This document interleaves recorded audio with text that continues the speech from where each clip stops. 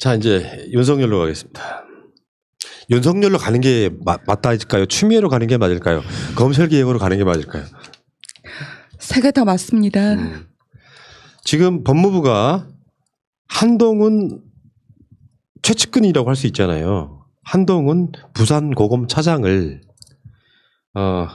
사실상 직무 정지시킨 거죠. 지금 뭐 법무연수원 연구위원으로 보냈다 그러는데 이게 일단 이런 전제를 하나 깔고 싶어요. 일단 한동훈의 자기 실드, 자기 변명이 나오긴 했는데 법무부가 우리가 언론상에 나와 있는 것보다 훨씬 많은 정보가 있는 거죠. 그러니까 법무부 입장에서는 한동훈이 사실상 그러니까 채널A와 이동재 등과 연관이 있다고 보는 거예요. 그렇기 때문에 부산고검 차장검사를 이제 법무연수원 연구위원, 이게 어떤 무슨 뭐 검사장으로서 수사 지휘를 하는 자리가 아니잖아요. 그러니까 사실상 이거를 뭐 해임시킬 수 있는 상태도 아니고 뭐 할 수 없기 때문에 일단 자리는 그 자리에 보내놓고 이 사람 직접 조사를 하겠다는 거거든요. 이 정도 되면은 저는 지금까지 버텨왔던 윤석열이 딱 사퇴할 시점이 왔다고 봅니다. 내가 관련이 돼 있건 안 돼 있건 간에 한동훈에 대해서 법무부가 직접 나서가지고 우리도 조사할 거야 라고 나서 왔다면 한동훈을 비호했던 윤석열 입장에서는 얘라 못해 먹겠다라고 사표 쓰는 게 맞는 시점이에요. 그게 아마 추미애 장관의 뜻일 가능성이 높아요. 내가 봤을 때. 그러니까 윤석열 총장이 기가 구린 게 없다라고 하는 전제하에선 그게 최선이겠죠. 근데 지금 상황에서는 지금까지 끌고 온 걸로 봐서는 사표를 이 정도로 낼 거라고 보기는 쉽지는 않은데 더 큰 카드가 오픈이 돼야 되지 않을까. 뭐 이제 예전에 어떤 최순실의 어떤 태블릿 나온 정도 이상의 어떤 뭐가 나오지 않는 이상은 사퇴를 할 거라고 보기는 어려울 것 같고요. 근데 어쨌든 추미애 장관이 이런 프로세스를 진행을 했다라는 거는 그 어려운 대상에 대해서 지금이나마 했다라는 건 지금이라도 할 수 있는 뭔가를 확보했다라는 걸로 추측을 할 수밖에 없을 것 같아요. 그래서 일단은 지금 현재에서는 뭐 쉽게 넘어가지 않을 거기 때문에 최대한 그들의 어떤 잘못됐다라는 증거들을 최대한 국민들이 빨리 많이 할 수 있도록 오픈을 하나하나씩 계속 지속적으로 해가는 수밖에 없지 않을까 싶습니다. 그러니까 제가 좀 부정적인 얘기를 하면요. 문재인 대통령이 윤석열 총장을 그 경질시킨 이유는 일은 없을 것 같아요. 이게 아주 부정적이죠. 황 작가는 또 욕을 먹게 되고 돌멩이 먹게 되고. 왜냐하면 미리 그렇게 할 필요가 없잖아. 그래요? 다 듣고 결정할게. 아니 미리 던지십시오. 그래야 내가 맷집이 있어져. 이야기 들어봐야지. 그 제가 이제 근거로 삼는 건 박수현 대변인 오늘 발언이에요. 그 2시에 SBS 그 뉴스 브리핑에 나와서 그러니까 문재인 대통령의 잠깐만, 박수현 대변인? 전 대변인. 네네. 박수현 전 대변인의 그 전화는 문재인 대통령의 인사 철학은 뭐냐면은 전 정권에서 임명된 공공기관장도 임기를 보장해 주는 게 문민정부의 원칙에 맞는 것이다라고 주장을 하시거든요. 그리고 거기다가 그 윤석열 총장 같은 경우는 본인이 임명했잖아요. 그러니까 그 지금 대통령이 너무 무르다. 윤석열 빨리 당장 사표 그 내게 해야 된다라고 얘기하는데 저는 그런 압박을 정치권 그러니까 특히 청와대로부터 나오지 않을 것 같고 이해찬 대표가 윤석열에 대해서 그 사퇴 주장하는 거에 대해서 당내 함구령을 내렸거든요. 그러니까 그 이유는 뭐냐면 개인의 지금 일탈로 비춰지는 윤석열 총장에 대한 것보다 민주당이나 그 청와대는 제도 정비에 더 가치를 두는 것 같습니다. 그리고 윤석열을 지금 당장 옷 벗기고 정치적 그 압력이나 청와대의 압력으로부터 옷을 벗기게 하면 이 사람을 순교자를 만들어주는 거예요. 자, 반박해도 됩니까? 네, 아니 반박하십시오. 그거 좋아합니다. 뭘 좋아한대. 그러니까 이 반박이란 표현보다는요. 바라보는 관점 차이죠. 네, 그렇죠. 그러니까 뭐냐면 윤석열을 청와대나 여당 쪽에서 사퇴를 시킨다는 이야기는 전혀 아니고요. 0%고 이 정도 되면 윤석열이 스스로가 사표를 써야 된다는 얘기예요. 나가냐 마냐. 윤석열의 거취에 있어가지고 그러니까 임명권자로부터 나온 메시지로 사퇴시키는 일은 없을 거예요. 그렇죠. 그 얘기 한 겁니다. 없을 건데 이 정도 됐으면 무슨 이야기냐면 과정이 있잖아요. 과정이. 예를 들어서 한동훈이 이동재랑 통화한 기록도 이미 밝혀졌고요. 이동재는 자기의 뭐 노트북이나 휴대폰 등을 포맷해 버렸고요.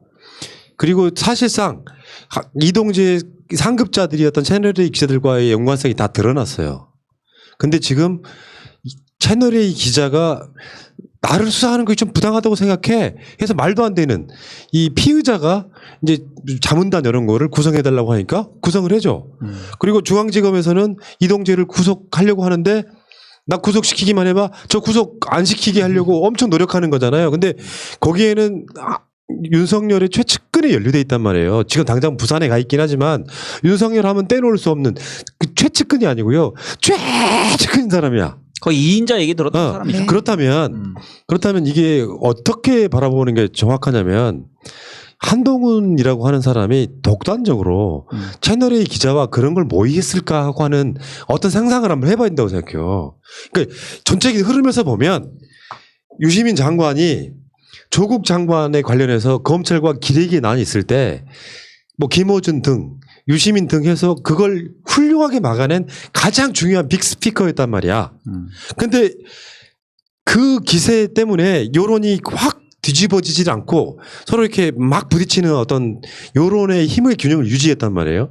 이런 상황에 유시민을 엮어서 이제 총선이 다가오고 있는데 한 총선 한 2, 3개월 전에 유시민 또는 노무현 재단 해가지고 비리로 털려고 했던 그 시도는 한동훈이 독자적으로 했을 가능성은 저는 없어 보인다고 보는 거거든요. 그렇죠. 그러니까 저도 거기에 공감돼요. 그러니까 이게 이동재가 이 상황에 대해서 저렇게 배짱 튕기고 나오는 상황. 얘의 시그널은 딱 그거거든요. 나만 구속시키기만 해봐.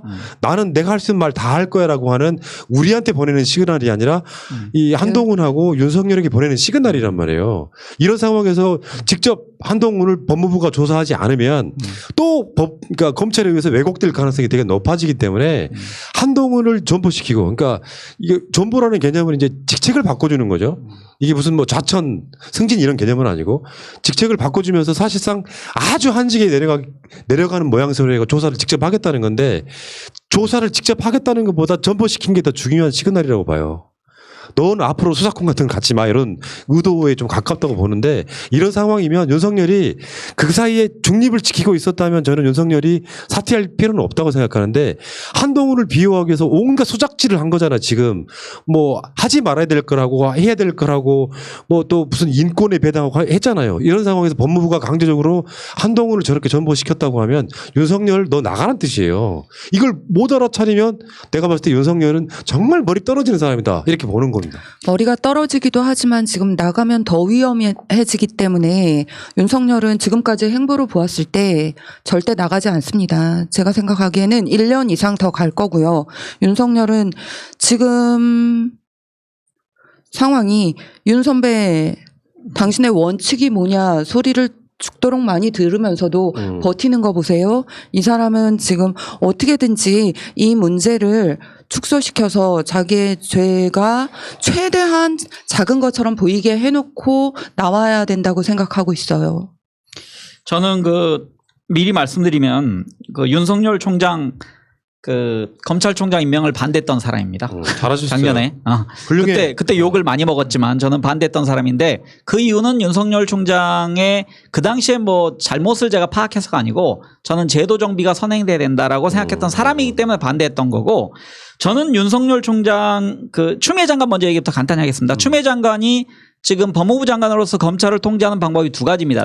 크게 첫 번째는 수사지권을 발동하는 것 사안에 대해서 두 번째는 인사권 그중에 훨씬 큰 게 인사권이라고 생각하는데 2월 달에 기존 관례대로 대검총장과 인사권에 대해서 어느 정도 의견 조율을 하는 과정을 거치지 않고 패기 있는 정치인 출신 장관으로서 저는 독단적 청와대와 교감만 있는 인사권을 통해서 확실히 문민 통제 우위를 보여준 것에 대해서 굉장히 높이 평가를 했었고 추미애 장관에 대해서 요즘 너 뭐하냐 너 검찰에 순치됐다라는 국회의원의 질타는 있을 수 있지만 우리 지지자들 사이에서 추미애 장관 너무 물러였다 약해졌다 내려와라 이건 저는 부당하다고 생각합니다. 그러니까 그렇죠. 언론에 비치지 않는다 그래서 그 사람 일을 하고 있지 않다라고 보는 건 너무 나이브한 생각이고 두 번째는 윤석열은 지금 검찰 스스로에 대한 지휘력과 도덕적 명분을 상실한 상태예요.